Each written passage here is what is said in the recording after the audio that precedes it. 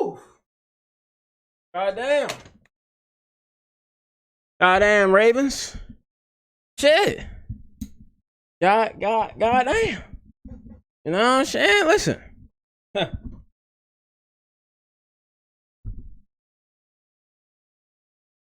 Sorry about that, y'all. My cord got tangled up.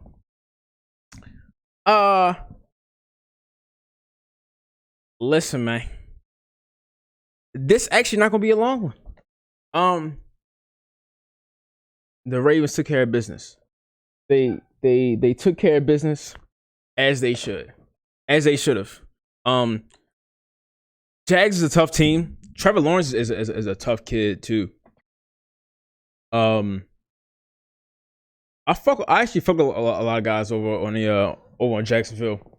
Jacksonville's not a slouch, bro. They're gonna make the playoffs. They're gonna make they're gonna be a tough out for a playoff team. I'm gonna make this quick though. Let me talk about the good. Let me talk about the bad shit first, because this game was actually filled with a lot of good shit and a lot of stuff that I'm actually inspired about in the coming future. First and foremost, it was confirmed to me that Keaton Mitchell is done for the year.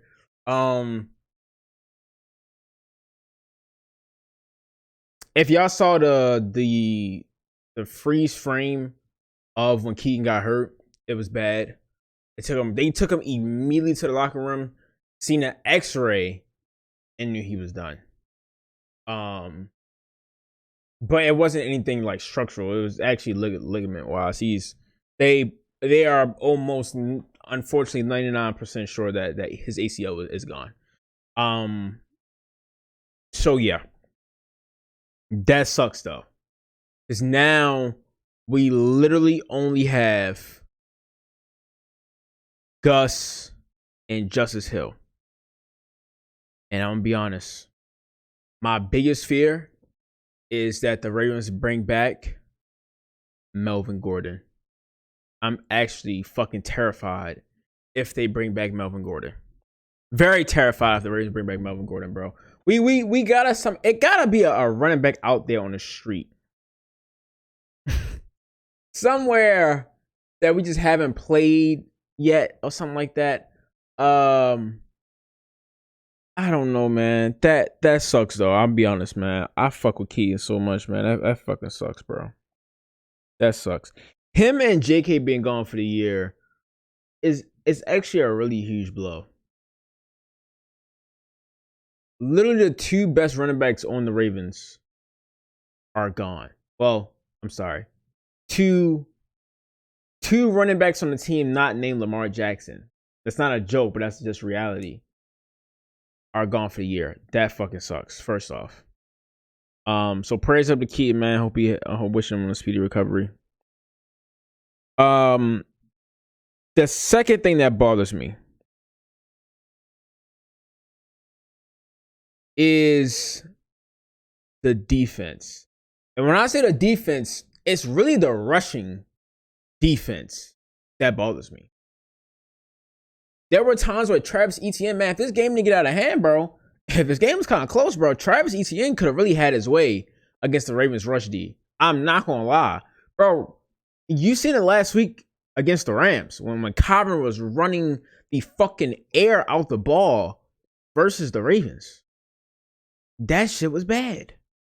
This week, it damn near got close to it. Bro, Travis Etienne was getting like 5 or 6 a pop in the first half.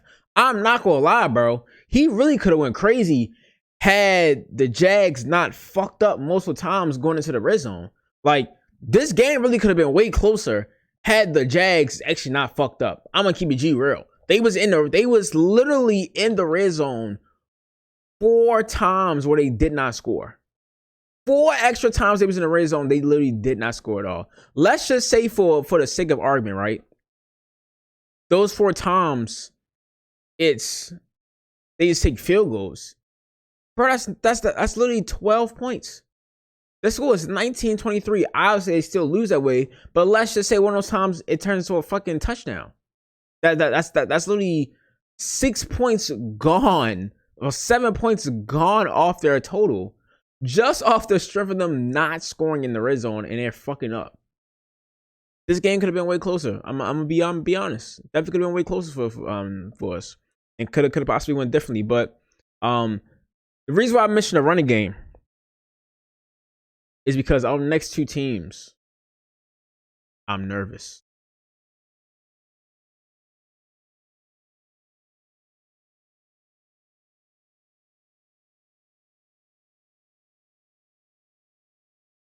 I'm nervous.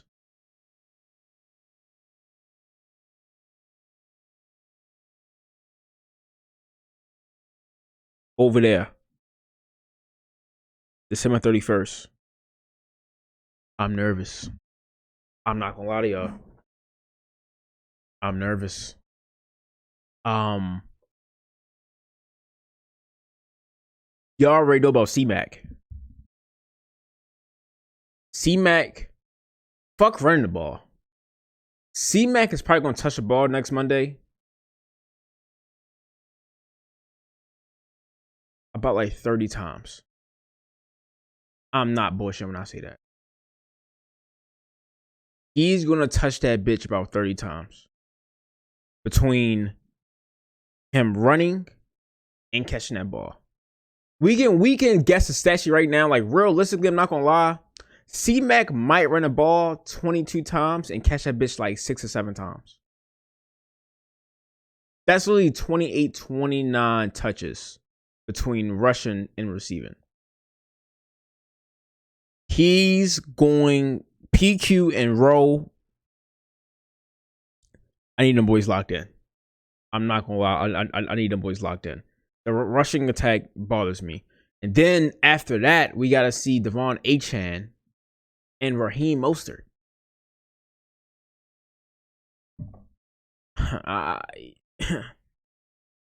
The rushing defense bothers me. Another thing that bothers me, Ronnie Stanley. I don't know how many times I gotta mention this shit, man. Ronnie Stanley and Morgan Moses, they're now trying to rest them in between like reps or in between drives. Like their one drive they're on, and the next drive they're resting. One drive they're on, next drive. I guess if it's working, I guess. But man, motherfuckers by the name of Josh Allen, I'm not even talking about the quarterback, is literally getting pressure on Lamar Jackson. My nigga, next week we face Chase Young and Nick Bosa. Next week we face Chase Young and Nick Bosa. Ladies and gentlemen, next week we literally face Chase Young and Nick Bosa. It's tough. That is my number one main concern right now. No matter how far we go in the playoffs, we may have to face Myles Garrett again.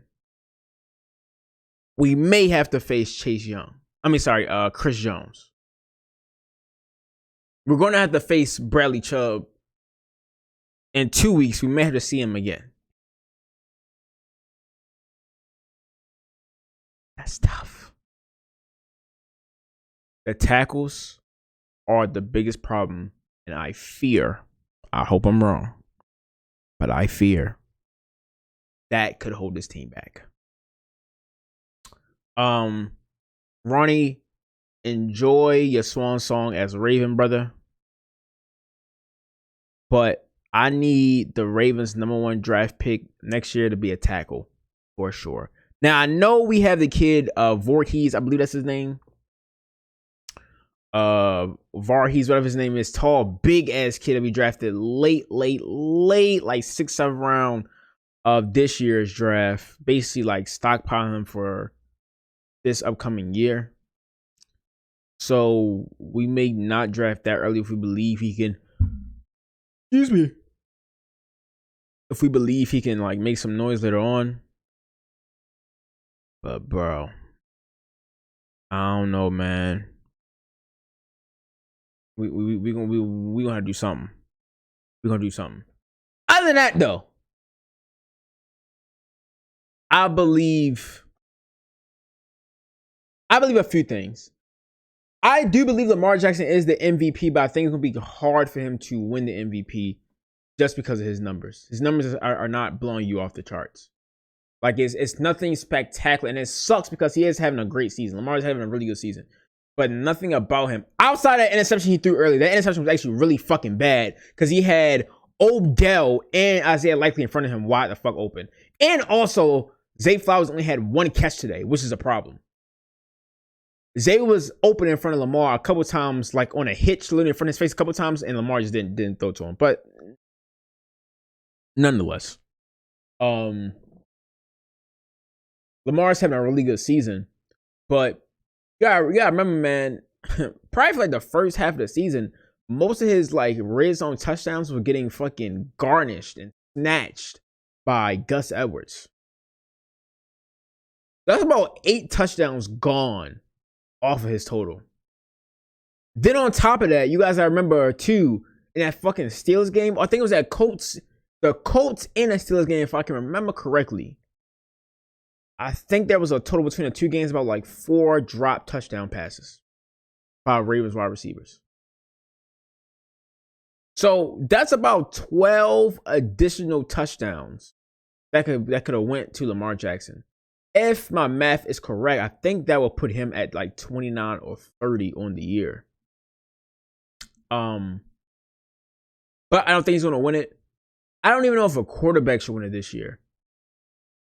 For real, this would be a good year for like a skill position to win it. Like Tyreek or CMC. I would not be mad if Tyreek was the MVP. Now, granted, Tyreek took a hit on his MVP case today as I'm recording this because I think Jalen Waddle got like 160 on the Jets. Now, again, it is the Jets, but I mean, the Jets secondary is not like fucking terrible. I mean, they have Sauce and a couple other guys. But he got 160 against a divisional rival. That's tough. With Tyreek not being there, that's tough. Literally just him as the number 1 receiver, he got 160. So that took a hit to his MVP campaign. And then when it comes to C-Mac is a little tricky. Only reason why C-Mac is tricky because I could make the argument that C-Mac, his job is easier because of Debo and Brandon Ayuk. And obviously, I can't say Brock Purdy is MVP only because I feel like any competent, I'm not saying that Brock Purdy is bad, but if you are just like above average at playing the quarterback position in the National Football League, you would probably win the MVP. Not gonna lie, Joe Flacco is hooping. Could you imagine Joe Flacco in that fucking offense? Joe Flacco in that offense, I'm not gonna lie, bro. Like that play action offense where Joe Flacco probably had the best career statistically, regular season wise, under Gary Kubiak. Can you imagine him under Kyle Shanahan underneath that play action offense? Oh my fucking gosh. Oh my fucking gosh. Oh my fucking gosh. Bro, Joe would. Anyway, yeah, bro, if you're just above average at quarterback, you would do well in that offense. Not to diminish Brock Purdy though, because I think Brock Purdy is actually, he's cool. Oh no, me saying that though, Lamar is playing very well. He's playing really good football right now and peaking at the perfect time of the year. Isaiah Likely stepping up. Thank you, sir. I know you could. Thank you for stop dropping the ball as well. I'm pretty sure Gus now has to get more involved, obviously, because of, unfortunately, with Keaton being out. Bates started to come along well. That's good. I like that. I was actually surprised that Kyle was actually out there today, Kyle Hamilton. Because I was told that Kyle was probably the Ravens going to kind of be gentle with Kyle because of his like back half of the schedule. I'm actually curious, depending on a few things. I wonder if Kyle plays next week. I'm not gonna lie. So I think even if we lose next week, if we just beat the Dolphins, we get the number 1 seed. So I low key wonder. If they'll just not go like dick hard next week against the 49ers. Just so we could win the conference. We see top number 1 seed once we play the Dolphins. I'm curious about that actually. Because I was told that they was gonna be gentle with Kyle. Like he was probably going to miss this game against the Jags and be back by the 49ers. I was actually told that. Obviously, that turned out to be untrue. But yes, guys play well. I don't want to make this video too long already as it is. The guys play well. We just gotta keep playing well going into these next few games. The 49ers game scares me. I'm gonna be honest. I think we lose. But I do think we probably will win the Dolphins game. I do think we lose the 49ers game. That's a tough game, bro. That's a tough fucking... Oh my God, bro. I ain't gonna lie. I would low-key start Snoop next week. Like, on some real shit. If Lamar's getting beat up next week, I'll put Snoop out there. Like, on no bullshit. Because there's no point of sending Lamar through fucking hell because his tackles can't block pass rushers. You better get him fucked. No. We're not doing that. I'll put Snoop out there, bro. On some real shit. And then just win the game on against the Dolphins. But regardless of the fact, though, I hope y'all been well. Hope y'all are good. Holidays are coming up, man. I will see y'all next Monday on Christmas. Hope y'all have a good Christmas week. Hope y'all everything is well. Love and share one of y'all, man. Till next time, it's been your boy CM2. Please God block from Lamar Jackson. Thank you.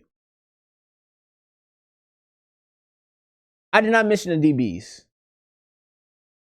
And also the D-line. But defense just keep playing well. Fix that fucking run defense. And I'm out.